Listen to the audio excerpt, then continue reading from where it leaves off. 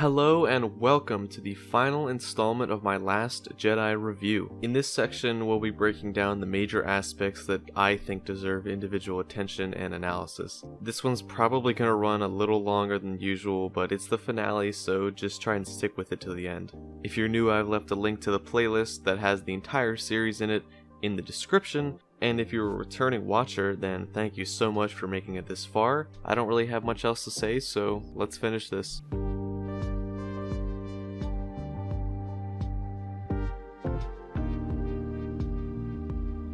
Okay, so I know I touched on Rey being overpowered much earlier, but I'd like to go more in depth on the implications that has on her as a character. As I said, Rey being overpowered creates an uninteresting, hard to relate to character.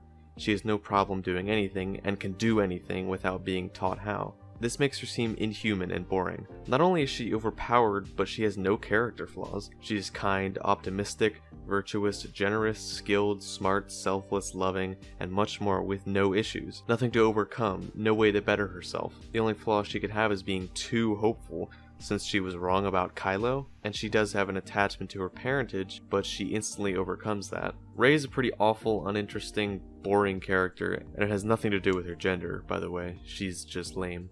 I'm sure you've all heard the term Mary Sue thrown around when describing Rey. This means she's an overpowered, basically flawless character for no reason. So, that basically describes Rey. People argue that Luke could be described the same way in A New Hope, but how is that true?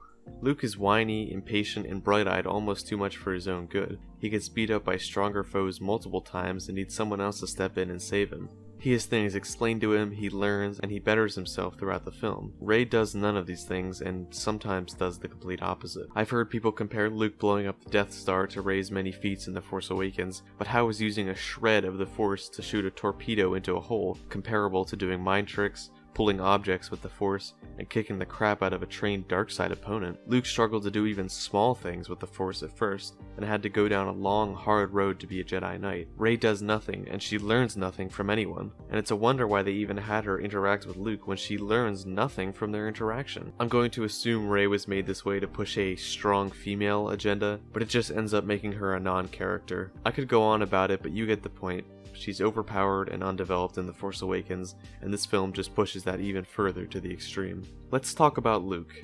I always thought the idea of an older, hardened Luke would be great. It makes sense for his character and is probably the best choice. But how and why is where they messed up. This Luke has gone into exile for attempting to kill his nephew in his sleep, and left his friends and family in the dust, as essentially a new Emperor, Vader, and Empire arose. He doesn't leave to meditate, or build his power enough to defeat Snoke, or think of a solution. He says it himself. He came to the island to die. That is so out of character for any version of Luke, and it's why most fans were turned off by this. In the end, they bring back the real Luke, but by then, his character is so abused it doesn't even feel worth it. Overall, Luke is ultimately wasted in this movie and is a total disappointment. I talked about Luke in one of the earlier parts to a great extent, so I don't really want to end up repeating myself too much, so that's all I really have to say on Luke. While we're at it, let's just go down the list of characters that I think should be addressed. Poe has an extremely botched character arc in this film. They attempt to show him how being a hero isn't as important as protecting the light, but it seems like these things are one and the same. The film seems to counteract itself in this respect. He loses his X-Wing, leaving him to find himself without it, which doesn't really go anywhere. He's told to blindly follow orders, and when Pink Hair's backwards plan fails, she's left to sacrifice herself and be the hero, just like the Bomber Girl. Then when Finn tries to do a similar sacrifice, Poe says not to. If anything, it should have been Poe doing this sacrifice. The whole movie he's told being a hero is bad for some reason, but shown the opposite. Probably unbeknownst to the writers, this makes it seem as though Poe needs to prove his authorities wrong. But rather than realizing through the events around him that being heroic and sacrificing yourself when it's necessary is a good thing, he just agrees with the message that being heroic is bad. It's such a backwards and confusing arc, and it doesn't even seem like it was given any thought. I've heard people say they love Poe's arc in this film, but it's a complete narrative seizure. Finn's arc is undercut by Rose near the end. In The Force Awakens, Finn is really just caught up into the fight and doesn't want to be loyal to either side, his only drive being fear and his love for Rey. In this film, he seems to have suddenly lost that fear. Sure, his drive is still Rey, but now he wants to help the Resistance, even insisting that they're the good guys. Stutter Guy's message about good guys and bad guys being made up seemed to have no effect on Finn. They could have made Finn still apprehensive throughout the film, having him be swept up into the action once again. Stutter Guy's message could have put him over the edge, making him decide once again that once the plan is finished, he will leave all the conflict behind. When Stutter Guy betrays them, he could have been shown what happens to you when you forget about morality and loyalty, making him fully decide to join the Resistance. This could have been punctuated by him sacrificing himself on Crate, completely devoting himself to good. To be fair, all of these things technically happen, but aren't explored. The implications the events have on Finn as a character aren't stated or used at all. As I said, he doesn't seem affected by the moral ambiguity message whatsoever, and his sacrifice attempt isn't surprising at this point, as he spent the entire film devoted to the Resistance. What was a surprise, though, was Rose. Rose is an awful character who only serves to spout strange political or social messages. Her sabotage at the end is logic-defying and emotionally jarring, and her message about saving what we love is cringeworthy at best and plot-breaking at worst. I don't really have much to say about Rose. She doesn't really do much but anchor Finn's character to the ground. Overall, she's annoying and poorly written. The actress playing her is very talented, and it's a shame that she was given such a terrible role. Speaking of awful, divisive characters, Pink Hair, or Admiral Holdo, is certainly one of them. She's a waste of a character and serves no purpose but to hold back Poe and do the lightspeed ramming. I think there's an argument to be made that Holdo's character could have been switched out entirely with Leia, changing her attitude and actions, of course. She could have had a different role in the story, and it would have been fitting for Leia to die in an act of self-sacrifice, provided they keep the stupid lightspeed thing, I guess. Of course, in hindsight, it would have been better to kill Leia in this film, given Carrie Fisher's passing, but that is no fault of the writers. Holdo didn't need to be in this film, and her character only proves itself a detriment to the story.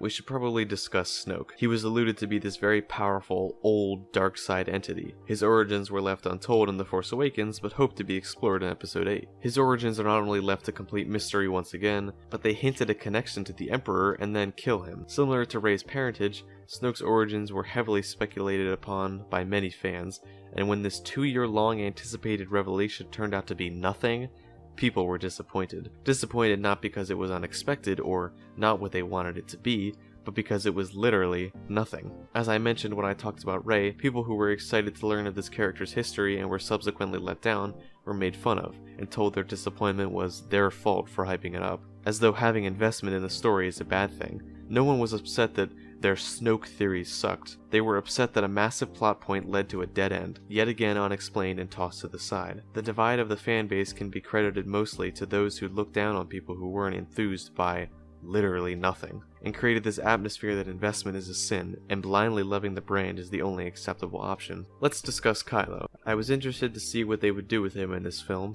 and I was disappointed. They touch on putting Kylo in a gray area, making him possibly team up with Rey in a mix of dark and light, but then drop it, and make Kylo even more evil than he was in the beginning by the end, and in turn making Rey even more good. I'm not sure what the point of killing Snoke and teasing out a team-up was if they just didn't even begin to explore that.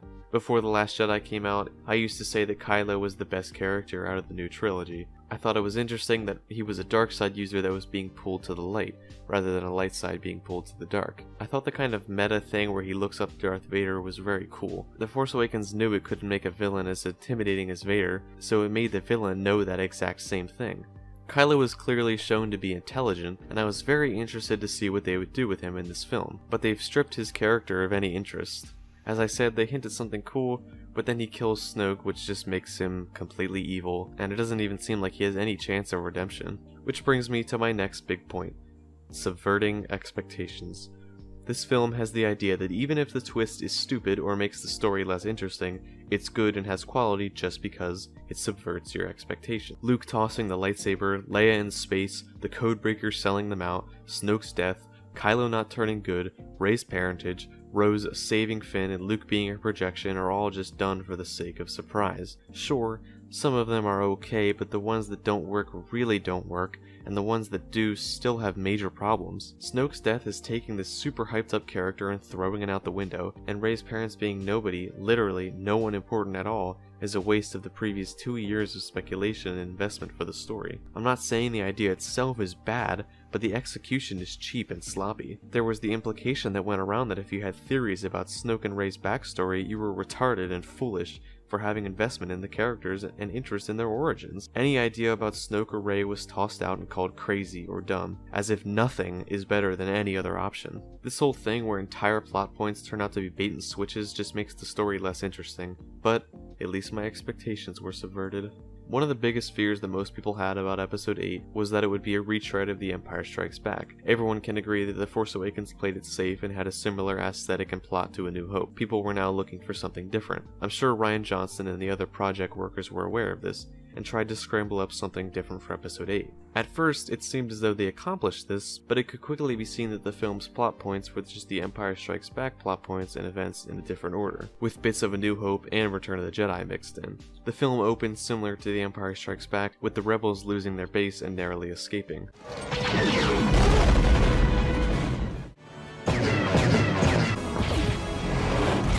A character recovers from an injury and is set with a task. We'll go to the Dagobah system. Dagobah system.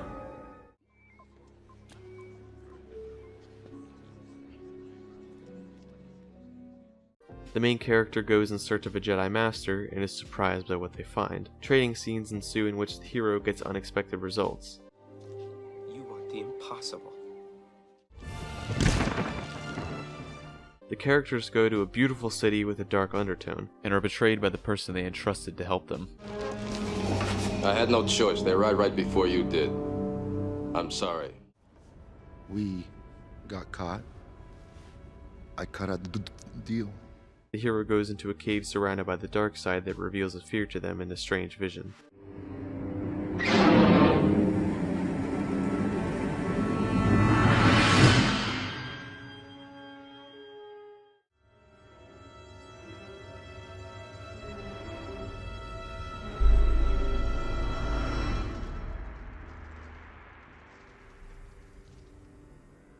The hero leaves their training, much to the dismay of the Master.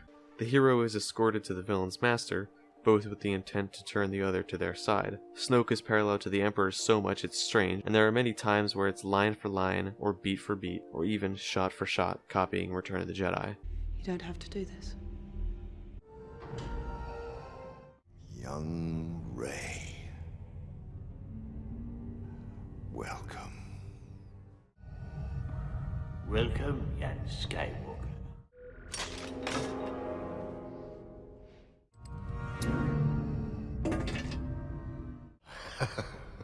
Young fool. Young fool. It was I who breached your minds. It was I who allowed the Alliance to know the location of the shield generator. Sports. Soon they will all be gone. For you, all is lost. Your fleet is lost, and your friends on the Endor moon will not survive. There is no escape, my young apprentice.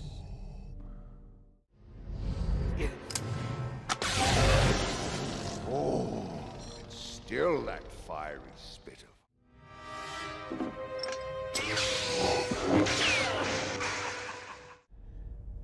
You must die.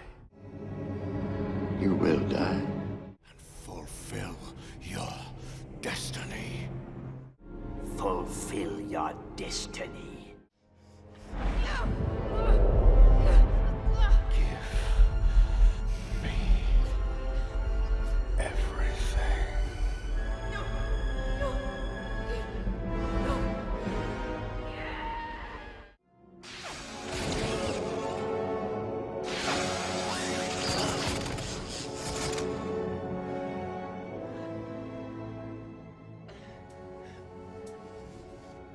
Your feeble skills are no match for the power of the dark side.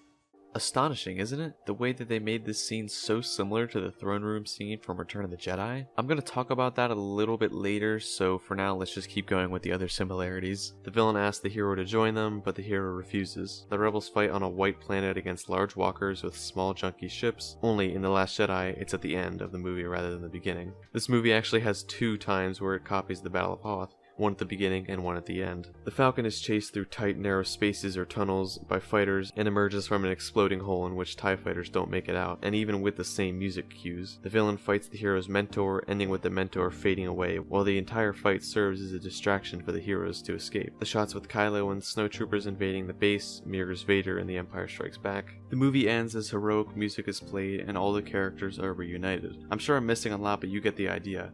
I understand it's hard to have completely original ideas in a movie franchise with 8 other films, but it's not understandable to have plot points be this blatantly the same, especially when they try to push the notion that this movie is trying to be different. Everyone seems to talk about so much that it is different, that it has unexpected plot points, but really, most of it is just the same. Just as much as The Force Awakens, if not more, this movie literally has beat-for-beat plot similarities to multiple of the other movies, not just New Hope, not just The Empire Strikes Back, but Return of the Jedi as well. Some things are literally line for line and shot for shot. I don't know why this movie doesn't get more flack for being so similar like The Force Awakens did. This movie does it in a much more insulting way, by claiming that it's different, while really aping off the entire original trilogy. I want to note something very important. The Last Jedi is not bad because of the inconsistencies and plot holes. These things certainly hurt the film, but it's not what kills it. What makes this bad is the characters and the story. The original trilogy is full of little plot issues and nitpicks, but the overall story is solid and the characters are amazing. They're charming, scary, interesting, endearing, and most of all, relatable. The minuscule problems are outweighed by how great these things are, and these new films lack that. Not only do the new films, particularly The Last Jedi, have plot holes, inconsistencies, and dumb decisions on a much greater and noticeable scale than the original trilogy, but the story is derivative and boring, and the characters are sloppily written, annoying, overpowered, uninteresting, or downright ruined in this film. It doesn't have the endearing, relatable, or passionate story or characters that the original trilogy had, and that's why they failed. When the film doesn't have this story or character padding, the small problems in any story, or in this case rather big ones, become massive and impossible to ignore, making it all the more easy to point them out. If I don't have a story to be invested in and characters to love, why should I look past even the small problems? You can go through the original trilogy and pick out tons of aspects that are inconsistent or don't make sense, but you'll be hard pressed to do the same with the characters and overall story in the way that you can with The Last Jedi. There's a reason people love the original trilogy so much, and we don't compare the new films with it for the sake of comparing. It's because the original trilogy is the status quo, and we expect the characters and story to be on the same level of quality. Okay, now we're gonna do an excuses for the film lightning round. You just don't understand it. I do understand it, that's why I just made a 5-part series breaking down every aspect of it. It's not what you expected, so you don't like it. Well, I didn't expect a terrible movie, but the fact that I didn't see some of the plot points coming on first viewing doesn't mean I don't like them. In fact, I did like them when I first saw it, but I grew to hate them as I further thought about it. It is bad not because it is unexpected, but because of the reasons I've stated over the past hour and a half total of content. You're taking it too seriously. It's a movie for kids. You absolute man baby, that point is retarded. Seeing grown adults who devote their channels and movie interests to Star Wars say criticism is invalid because the original film was intended for young boys is beyond insane. We all know Star Wars became something that all ages can and still do enjoy, and it's clear that they are not made for children. Hence why so many adults have entire channels surrounding these films. Also, to act like children's media is inherently inferior to adult media and shouldn't be judged in the same way is an insult to countless creators who put extremely intelligent themes and messages and fleshed out amazing stories and characters into works intended for young audiences. I can name dozens of pieces of children's media better than The Last Jedi in every way. Anyone who says this idiotic excuse is a hypocrite and an anti-intellectual. Leave this discussion. Now that that's out of the way, let's move on to the conclusion. Okay, so I would like to point out some of the positives. Obviously, the soundtrack by John Williams is as fantastic as ever, bringing back classic themes and suites while also expanding upon the ones from The Force Awakens, not to mention several new themes as well. It is wonderful to uphold the truth that all Star Wars movies, regardless of the writing, have beautiful and emotional soundtracks. Of course, the special effects are amazing, the CGI is top-notch, and Snoke is easily one of the best fully animated characters in history, as far as the technology goes. The film also has great sets and a satisfying use of practical effects. The most technical, measurable aspects of the film are fantastic, but those aren't what make a good film. It pains me to say that these are the only things I could really point out that are good. All these things are just vanity when it comes to the actual quality of the movie. It's fair to say that there is still room for the story to develop with Rey's parents and Snoke. I think it is entirely possible that they could retcon Rey's parents, but I doubt it. I think that storyline is over, but if they go into more depth with it, that could fix that issue. And as far as Snoke goes, when I actually put all the clips side by side like I just did a few minutes ago, it becomes abundantly clear that the Snoke and Emperor thing is probably purposeful. Considering they are bringing back the Emperor for episode 9, it's possible Snoke could be a clone of the Emperor or a body possessed by the Emperor, or something like that. If that turns out to be the case, it would actually make Snoke pretty neat. That would explain why he uses the same vocabulary and kind of has the same aesthetic. That doesn't really excuse the blatant copying of the entire scene, but at least legitimizes the actions a little bit. It's either that, or it was just the most shameless and unoriginal copying ever done out of any of these new films. Part of me thinks it wasn't on purpose and it really is just unoriginality, but the comparisons are so obvious I feel it has to be something more. If these storylines are continued, contrary to the apologists' belief, that doesn't fix The Last Jedi, that doesn't make it good. People often point to The Empire Strikes Back, where people were unsatisfied with it, as it ends on a cliffhanger and leaves a lot of questions. Return of the Jedi answered those questions and made the struggles of the characters worth it. But The Empire Strikes Back is a good movie on its own. It isn't incompetent, it isn't stupid, and it doesn't have even a shred of the problems that this movie does. The Last Jedi isn't bad only because of Rey and Snoke. There's so much more, and retconning just those two things won't even put a dent in the quality of it. Saying this is just distracting you from the fact that the movie is, well, bad, and saying that a distant event will fix it. As a whole, The Last Jedi is a poorly written, disappointing, divisive waste of potential. It's hard to put into just one sentence what I think about the film, hence why I just made a 5-part series on it. The Last Jedi's only saving graces are soundtrack, effects, and some of the acting. This movie proves you can have the glitter and glam of a massive budget movie, but still have the intelligence and narrative of a kindergartner's alphabet soup. It's been a real shame watching the Star Wars community devolve into a bunch of corporation worshippers who praise Disney at every turn and view criticism of their new wave of Star Wars films as treason. I have brought peace, freedom, justice, and security to my new empire. Your new empire? People now care about the brand over the individual film and give no real intelligent thought to these films. I'm not sure why so many people have such a blind love for the new films and Disney as a whole. It's like this strange cult where Disney cannot be criticized, and I think Red Letter Media put it best when comparing it to a political rally. Well, you talked about the original trilogy, and it's like people responded to those movies with such fandom and excitement because they liked the movies, and now that's inverted. Now they're responding it's to more about the brand. The brand, and before the movie comes out, like those Star Wars like fan conventions. What are they called? Disney Expo. Star Wars Celebration. The Star Wars Celebration, where they're like, here's the trailer, and it's like an auditorium of like 50,000 people, and they're all like cheering, and you know they have people up there, and it's like a political rally, and you know Kathleen Kennedy's like pounding her fists on a podium, and you know everyone's like holding up signs, so you have this weird flock mentality, sheep mentality of people that are just like blind fans to this. It's almost like a cult now. And then the movie comes out and everybody hates it. And then they say, here's another one for you, and everyone fills up that auditorium again. The state of Star Wars is a sad and divided one, and it's upsetting to have seen it come to this point. I remember the hype before The Force Awakens came out. No one was mad at Disney yet. No one hated it. Everyone was just excited that their favorite movie franchise was coming back. I wish so badly that we could all go back to that time, but unfortunately, several movies into the new wave, it's unfixable now. I'm cautiously optimistic for Episode 9 and its chance to at least try and mend the community and Star Wars reputation in general. I really have no clue how Episode 9 will turn out, and the fact that they're bringing back the Emperor is scary but hilarious. I am excited to review that when the time comes, however. But for now, I really hoped you enjoyed my review. I tried to make it as objective and cover as much as possible while still making it entertaining. This is the first time I've done a project of this size, so forgive me if there's things that you didn't really like about it. I'll try to improve with my next one. If you've made it all the way to the end here, I applaud you.